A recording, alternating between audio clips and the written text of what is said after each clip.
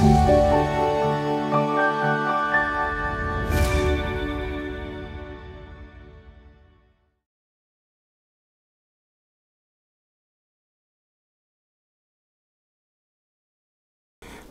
been interested in philosophy for a long time. I used to ask my parents philosophical questions about God and the soul and spirit and mind and so forth when we were going to church.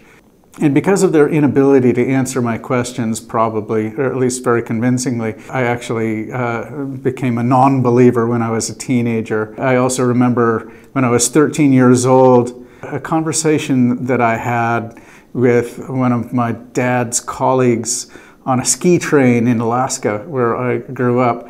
It was fascinating. I seem to remember us talking about free will and again the existence of God. I just think that most of the errors that people make can be explained. They don't have to be explained, but they can be explained as ultimately philosophical errors. If they understood certain things about philosophy, about fallacies, for example, or about morality or politics, they would not make the bad decisions that they make. I think the reason why Jimmy Wales hired me to start Wikipedia for Bombas, which is the parent company, actually, he hired me to start Newpedia, and then I came up with the idea for Wikipedia while I was working on that, in part because I was a philosopher. A lot of people historically who have worked on and founded encyclopedias have been philosophers because philosophers are able to think very globally, which is necessary for encyclopedists. The original French encyclopedists, they were philosophers. I'm a strong proponent of a liberal arts education.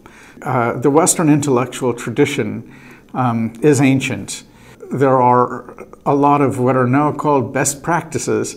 I wouldn't say perfected, but they were certainly developed to a very fine degree, even by the Romans.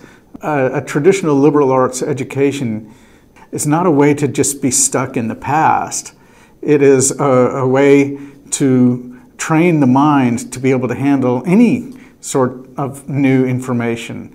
A liberal arts education is called that because it liberates the mind from prejudices, and it makes you capable of being a free citizen of a free republic, and not, as the ancient Latins would say, not be stuck with a slavish mentality.